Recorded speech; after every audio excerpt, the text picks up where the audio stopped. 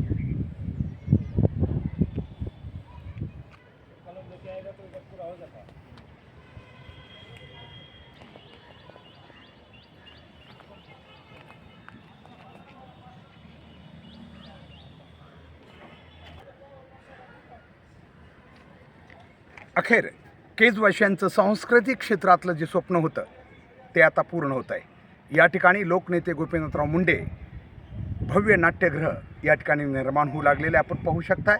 हीच ती जागा आहे जी की जुन्या PWD अर्थात सार्वजनिक बांधकाम खात्याचं ऑफिस या ठिकाणी होतं। त्यानंतर जुनं पोलीस स्टेशन या ठिकाणी काही दिवस राहिलं, DYSP ऑफिस इथं होतं आणि आता ही जागा केज नगर पंचायतकडे हस्तांतरित झाल्यामुळं या ठिकाणी अतिशय भव्य प्रांगणामध्ये भव्य दिव्य असं नाट्यगृह या ठिकाणी उभं राहावं लागलेलं आहे। खरं तर केजच्या आत्ताच आपल्याला म्हटल्याप्रमाणे सांस्कृतिक क्षेत्रासाठी हे नाट्यगृह खूप मोठं वरदान ठरणार आहे। कारण गेली अनेक वर्षापासून केज शहरातील कलावंत आहेत यांच्यासाठी अशा नाट्यगृहाची कमतरता होती। विद्यार्थ्यांना स्टेज मिळत नव्हतं, रंगमंच नव्हता। मात्र आता एक अत्याधुनिक ज्या ठिकाणी की वेगवेगळे जे सीन सादर करता येतील असं नाट्यगृह या ठिकाणी उभा राहणार आहे। खूप मोठा निधी बी आहे आणि त्यामुळं हे नाट्यगृह खूप मोठं अत्याधुनिक होणार आहे।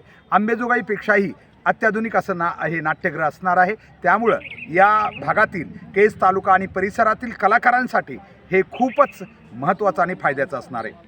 खरं तर हे नाट्यगृह अनेक दिवसापासून केजवासियांची मागणी होती। अनेक वेळा आम्ही संघर्षही केला होता याच्यासाठी, मात्र अनेक वेळा फक्त आश्वासनं मिळाली होती। मात्र मागच्या काही वर्षामध्ये या नाट्यगृहाची निर्मितीसाठीची प्रक्रिया सुरू झाली होती। खरं तर ज्याचं श्रेय आपण त्याला देऊया, ज्या लोकप्रतिनिधींनी याच्यासाठी प्रयत्न केले मनातून, त्यांचंही खरं तर आभार केजवासियांच्या वतीनं मानणं गरजेचं आहे। यापूर्वी माजी आमदार संगीताताई ठोंबरे यांनीही या नाट्यगृहासाठी निधी मंजूर करून आणलेला होता। मात्र त्यावेळेस जागा उपलब्ध नव्हती।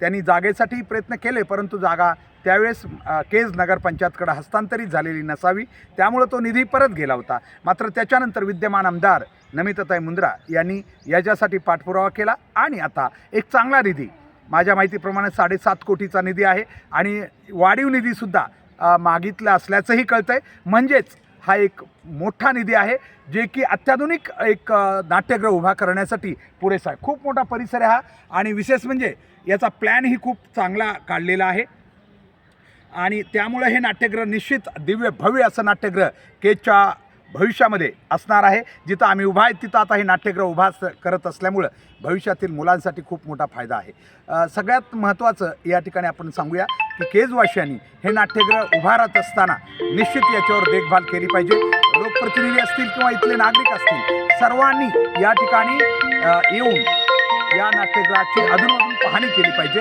काम कसं चालू आहे हे बघितलं पाहिजे, तरच हे नाट्यगृह चांगल्या दर्जाचं होऊ शकेल। प्रत्येकानं देखभाल करणं गरजेचं आहे, कारण हे भविष्यासाठी एक कायमची वास्तू होणार आहे। म्हणून आम्ही याच्याकडे नक्की लक्ष देणं खूप गरजेचं आहे। गावातील नागरिक असतील, जबाबदार युवक असतील, सर्वांनी अधूनमधून येऊन काम कसं चाललेलं आहे हे बघावं लागेल। सध्या तरी आमच्या माहितीप्रमाणे आपण बघतोय, गुत्तेदारांना आपण जरा बघितलं इथं या ठिकाणी, तर निश्चित जे स्टील वापरलेलं आहे हे स्टील सध्या तरी आम्हाला एक चांगलं वाटतं, भव्य दिव्य अशा प्रकारचं हे स्टील आहे आणि त्यामुळं हे नक्की सध्या तरी या ठिकाणी जो बघतो आम्ही हे स्टील अतिशय चांगल्या प्रतीचं आहे। जे लागणारं जसं लागावं कॉलम उभा करायला त्या प्रतीचं आहे असं या ठिकाणी तरी दिसतंय। परंतु तरीही अधूनमधून जर केजवासियांनी याची देखभाल केली तर भविष्यातील जे आमचे कलाकार आहेत त्यांच्यासाठी उभा राहत असलेलं हे जे काही नाट्यगृह आहे हे निश्चितच दिव्य भव्य असणार आहे आणि त्यांना आपल्या कला सादर करण्यासाठी हे सर्व युक्त असं असणार आहे आणि उपयुक्तही असणार आहे.